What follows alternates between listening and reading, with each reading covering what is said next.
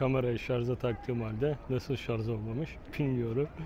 Bu gezide de sık sık şarj problemlerinden bahsettik. Neredeyiz? Sofya'dayız. Komşumuz Bulgaristan'a en sonunda vardım. Şöyle size etrafı göstermek istiyorum. Bir elimde de power bank var. Kamerayı şarja bağlamak durumunda kaldım. Sofya güzel diyebilirim ama en iyisi diyemem. Ama en kötülerinden biri diyebiliriz Bulgaristan için. Tabii biraz daha şehri gezmek lazım ama buraya kadar olan kısımda çok eğlenceli olduğunu söyleyemem. Çok fazla trafik polisi var. Sanki sizi böyle biraz sıkıştıracaklarmış gibi. Ya da etrafta çok fazla şöyle polis aracı ekip var. Avrupa'nın hiçbir yerinde. Belki Brüksel hariç, Belçika hariç bu durumlar çok fazla yok. Tabii turistik alanlara girdiğimiz için artık kamerayı ben de çıkardım sevgili dostlar.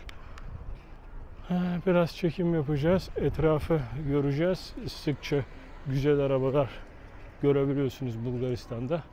Tabii vergi, Avrupa politikası ve vergi nedeniyle Bulgaristan'da doğal.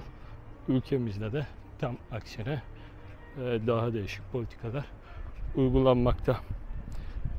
Sveta Nedelya Kilisesi, Ortodoks Kilisesi, duvarlarında resimler olduğu biliniyor. Şimdi bakacağız oraya. Şöyle uzaktan önce bir göstermek istiyorum. Daha sonra cami turu yapacağız. Bakın güzel böyle eski tip. Bunlar Belgrad'da daha çok oluyor. Doğu bloku ülkelerde bu durumlar mevcut. Darısı Edirne'nin başına diyorum. Efendim, Trakya'da raylı sistem hiç yok, hiç yok. Var mı? Bilmiyorum, yok herhalde. Evet, kilise bu. Şöyle kenarından bir bakacağım. Şarjı da makinenin %20, %25 olsa yetecek gibi geliyor bana. İçerideki durumu bilmiyoruz.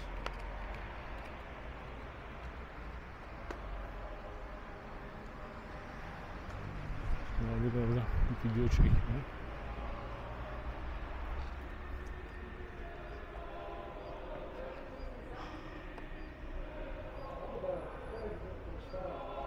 Buradan görünüyor.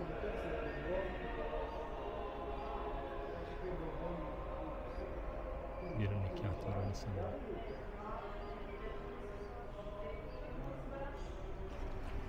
Evet.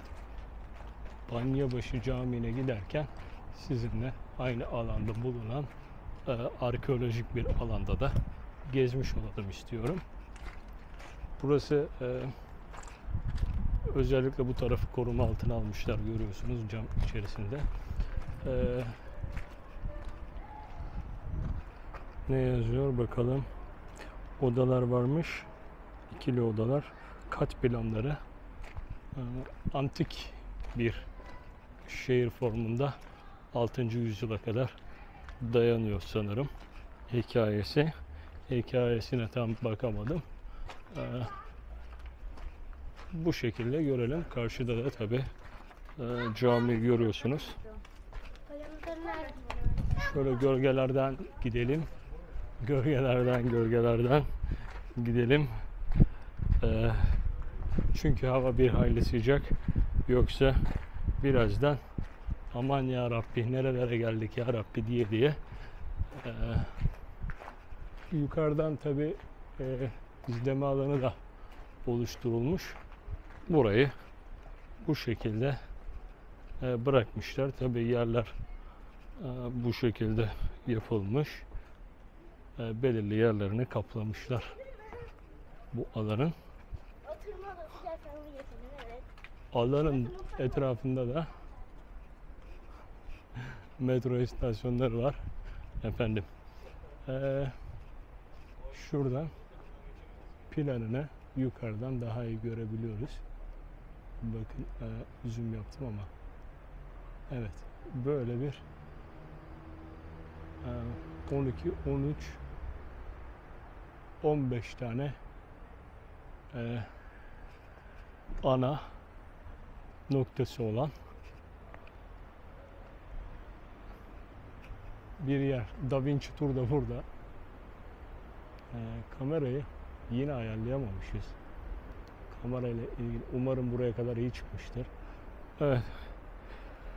Banyobaşı Camii, Kadı Sayfullah Efendi Camii olarak biliniyor.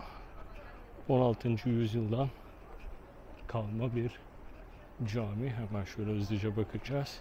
Daha sonra Sofya deyince Büyük Katedral aklımıza geliyor. Bakın burası da metro istasyonları. Şöyle hızlıca göstereyim. Camiden metroya geldik. Metronun içerisinde antik kent devam ediyor. Devam ediyor ama içeriye bakın şey düşmüş. Bakmamışlar efendim. İçeriye market broşürü düşmüş. Antik kent ile metronun iç içe olduğu bir noktadayız. Bu form bizim İbrahim Paşa Sarayı'nda da vardır. Sultanahmet Büyük Hipodrom kalıntıları bu şekildedir. Biz de maalesef ki hipodromumuzu koruyamamışız. Hatta korumak istemiyoruz efendim. Oralara çok girmeyeyim. Neden korumak istemiyoruz? Neden sorusunu çok fazla eşelersek sonumuz pek hayırlı olmayabilir. Onun için biz böyle kenardan gezimize devam edelim. Banyobaşı Camii'ndeyiz. Büyük Eli Camii. Görüyorsunuz. Yanda havuz var. Şimdi camiye bir bakacağım. Kenti buradan da bir görelim. Bakın. Evet. Metro istasyonu.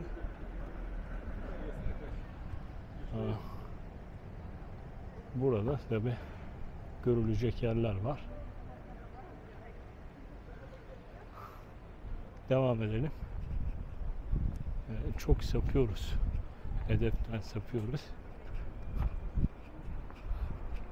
Şarjımız az ya, onun için sapıyoruz herhalde. Fotoğraf da çekmemiz gerekir.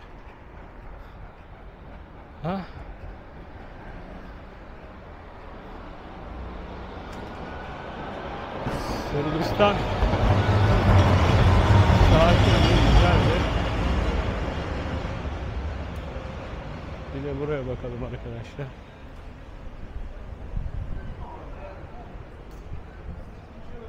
Evet.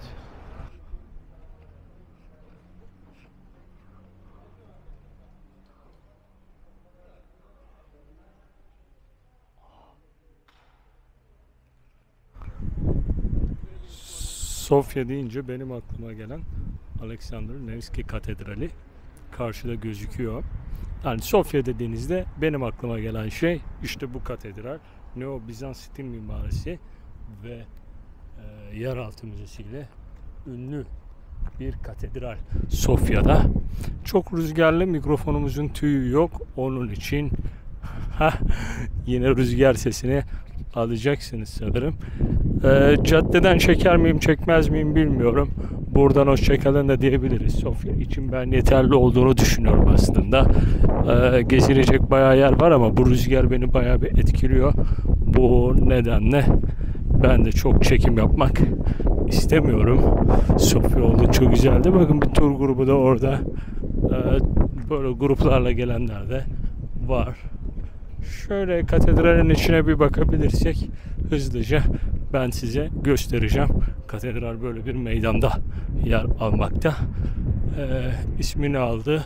Sanıyorum ki bir Rus prensi ve uzun yenilgiler sonucunda kazanılan zafer ardından yapıldığını düşünüyorum. Bakmadım tarihçesine. Siz bir bakarsınız. Ben daha sonra bakacağım.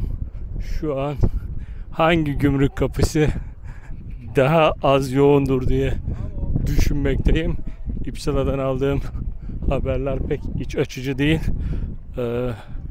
Pazarkule o tarafta da bir çıkış yoğunluğu varmış. Giriş hakkında bir malumatımız yok. Biz giriş yönünde olacağız. Girişin çıkışın gurbetçiler nedeniyle yoğun olduğu bir dönemde ise herkes fotoğraf çekiliyor. Biz fotoğraftan biraz mahrum kaldık. Şu mikrofonu şöyle yakama bir takayım.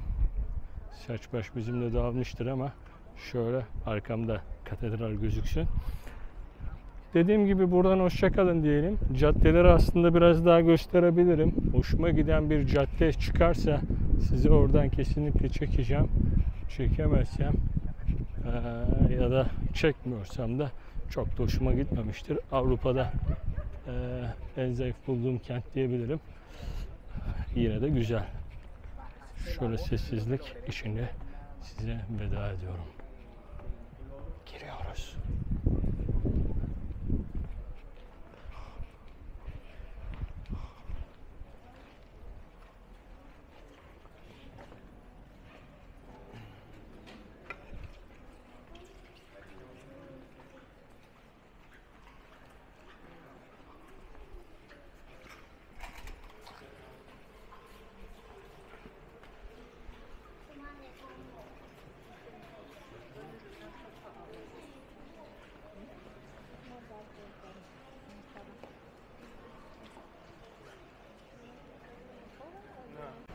Katedralden sessizlikle veda edelim demiştik ama tabi yine böyle bir trafiğe kapalı alan bulunca çarşı pazar cadde görün istiyorum. Son olarak buradan şöyle çekelim. Biraz gölgelerden gitmek istiyorum tabi ama bakacağız. Nasıl gün geçti? Aslında Niş'ten buraya gelmek kolay oldu. Buradan sonra Bulgaristan yolları biraz beni aslında yorabilir. Bir an önce Edirne önlerine varırsam, Edirne'den çıkış yapmamaya karar verdim. İpsala'dan gireceğim. Gümrüklerden aldığım bilgiye göre şu an yurt dışına giriş çok sıkıntılı. İpsala sınır kapısı öğlende çok boşmuş. Onu kaçırdık çünkü biliyorsunuz şu an Sofya'dayız. Akşamüstü umarım öğlen gibi olur. Çok kapıda beklemeyiz. Bugün şansımıza Bulgaristan kapısında çok az bekledik. Çok az bekledik. O çalıyor ama ne çalıyor ben de anlamadım. Etrafı görmeniz açısından tekrar böyle aslında ağaç kenarları ağaçlık ama böyle bir meydan.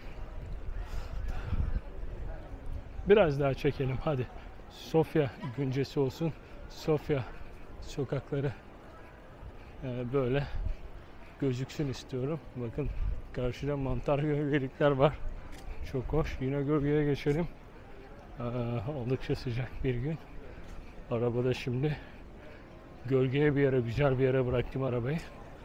Arabayı çok iyi bir yere bıraktım. Umarım bıraktığım gibi gölgenin altında duruyordur. Avrupa'nın 21 ülkesinde bulunduk. Tabi Vatikan'a arabayla girmedik. Roma'da bıraktık. Monaco'ya da arabayı soktuk. Bu 20 ülkenin tamamında arabanın başına sadece İtalya'da bir şey geldi. Bulgaristan için henüz bir şey diyemiyorum. İtalya'da camı biliyorsunuz ki kırdılar. Oldukça sıkıntılı bir ülke. Arabayla seyahat konusunda hırsızlık çok fazla ama görülmesi de gereken bir ülke. Hakikaten çok güzel. İnsan gittiği zaman tekrar gitmek ister.